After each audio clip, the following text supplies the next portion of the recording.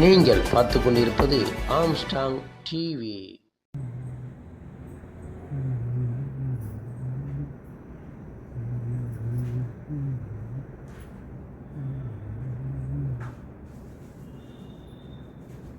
அமைப்பின் சார்பாக தேர்தல் திருவிழா என்பதை செய்தியோடு ஏப்ரல் 23 தேர்தல் நடைபெற தேதி அறிவித்திருக்கிறது தேர்தல் ஆணையம். குறிப்பாக தேர்தல் அறிவிப்பதற்கு முன்பாகவே ஏறக்குறை 2 மாதத்துக்கு முன்பு டெல்லி தலைமை தேர்தல் அதிகாரிக்கு தமிழ்நாடு வணிகோடு பேரமைப்பின் சார்பாக பல்வேறு கோரிக்கைகளை அனுப்பியிருந்தோம். அதே போன்று தமிழகத்தினுடைய தேர்தல் அதிகாரி அந்த மேடத்தை சந்தித்து எங்களுடைய கோரிக்கை மனுகளை நேரடியாக தந்தோம். அது என்ன கேட்டோன்னு சொன்னால், ஏற்கனவே ரொக்கம் எடுத்து செல்லக்கூடிய தொகை 50,000 ரூபாய் இருக்கிறது. கடந்த காலங்களுடைய விலைவாசியை கணக்கிட்டு குறைந்தபட்சம் 2 லட்சமாக உயர்த்தி தரப்பட வேண்டும் என்பதை கோரிக்கையாக அழுத்தம் திருத்தமாக சொன்னோம். அதே போன்று வியாபாரிகள் எடுத்து செல்கின்ற பணம் மட்டும்தான் பறிக்கப்படுகிறது. எந்த வகையும் நியாயம் இல்லை. வங்கி கணக்கில் முறையாக எடுத்து சென்றாலும் கட்டுவதற்கு அனுமதி இல்லாமல் அதை எடுத்து செல்கின்றார்கள்.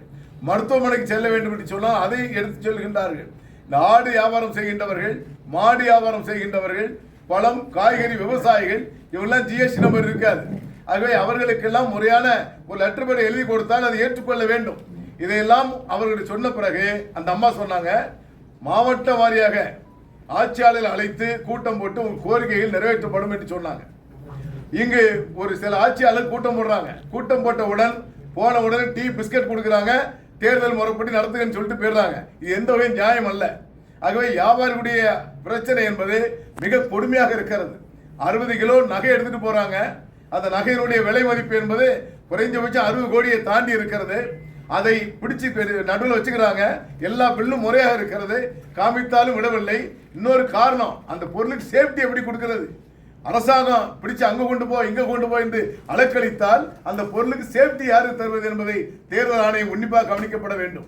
அமைப்புகள் தமிழ்நாடு ஓட்டர் சங்கம், தமிழ்நாடு மருந்து வணிக சங்கம், தமிழ்நாடு பர்னிச்சர் சங்கம், சென்னை கோயம்பேடு மார்க்கெட் சங்கம், இங்கு கேட்டரிங் சங்கம், தங்க நகை வியாபார சங்கம் எல்லோரும் இணைந்து கொண்டு கடுமையான விளைவுகளை ஏற்படுத்தக்கூடிய நிலையை உருவாக்கப்பட வேண்டும் என்பதை அழுத்தம் திருத்தமாக சொல்லி இருக்கின்றார்கள். ஏன்னா குறிவைத்து தாக்குவது வியாபாரிகள் மட்டும்தான். இன்று கடை விதிகளில் நின்று கொண்டு வியாபாரிகளை மட்டும் தாக்கி கொண்டிருந்தால் எந்த வகையும் நியாயம் இல்லை. அரசியல்வாதிகள் பணம் கொடுப்பது வீடு வீடாக சென்று கொடுப்பார்கள். அந்த பணம் எங்கு இருக்கு என்பதை தேர்தல் அதிகாரிகளுக்கு தெரியும். இன்னைக்கு பாத்தீங்கன்னா பல்வேறு அதிகாரிகள் வீட்டில் ரைடு பண்றாங்க. இடி ரைடு, இன்கம் டேக்ஸ் ரைடு செய்யப்படுகிறது. ரொக்க பணம் அங்கதான் அள்ளிட்டு வர்றாங்க. அப்ப யார் மீது நடவடிக்கை எடுக்கப்பட வேண்டும் என்பதை தேர்தல் ஆணையம் முடிவெடுத்துக் கொள்ள வேண்டும்.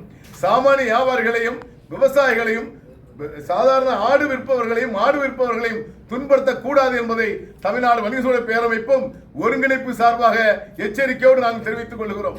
அதே போன்று சிலிண்டர் கேஸ் இன்னைக்கு பார்த்தீங்கன்னா கேட்டரிங் நடத்துகின்றவர்கள் திருமண தேதி முன்னிட்டு அட்வான்ஸ் வாங்கியிருப்பாங்க.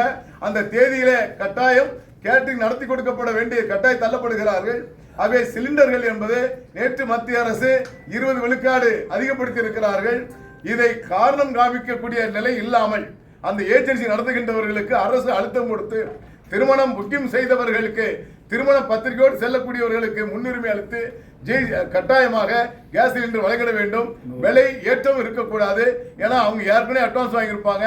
விலை ஏற்றினால் மீண்டும் அந்த விலைக்கு ஏற்றபடி அட்வான்ஸை அதிக ரேட்டு வாங்க முடியாது என்பதை தெரிவித்துக் கொள்கிறோம். அதே போன்று ஹோட்டல்கள் பார்த்தீங்கன்னா ஹோட்டல், சிறு டிபன் கடை, டீ கடைகள் எல்லாம் பூட்டப்பட்டிருக்கிறது. அவங்க வாழ்வாதாரம் இழந்து கொண்டிருக்கிறார்கள்.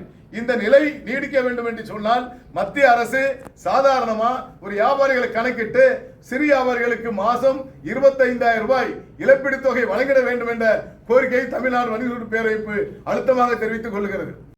வேண்டும்.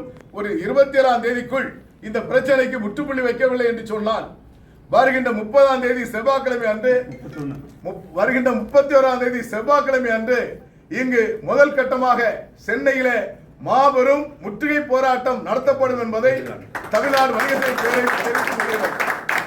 அதை தொடர்ந்து மாவட்ட வாரியாக போராட்டங்கள் தொடரும். அது ஆட்சியாளர்கள் முற்றுகையிடக்கூடிய நிலை ஏற்படும். எங்க மாவட்டத்தில் எல்லாம் தேர்தல் அதிகாரிகள் இருக்கின்றார்களோ அதை முற்றுகையிடக்கூடிய நிலை ஏற்பட்டுவிடும். ஆகவே தேர்தல் என்று சொன்னால் வியாபாரிகள் அச்சப்பட்டு ஓடக்கூடிய நிலையை தேர்தல் ஆணையம் எடுத்துவிடக் கூடாது. தேர்தல் என்று சொன்னால் ஜனநாயக நாடு, நாங்களும் வாக்களிக்கக்கூடியவர்கள். இதைவிட தாண்டி விளம்பரம் செய்து கொண்டிருக்கோம். 100% வாக்களிக்கப்பட வேண்டும். வியாபாரிகள் என்பது எல்லா மக்களோட தொடர்புள்ளவர்கள். அந்த தொடர்பை பயன்படுத்தி எங்க சூப்பர் மார்க்கெட் கடைகள் எல்லாம் பில் போடுகின்ற பொழுது நாங்கள் போடுறோம் 100% வாக்களிக்கப்பட வேண்டும், எங்கள் வாக்கு விற்பனைக்கல்ல என்று செய்தி தந்து கொண்டிருக்கிறோம்.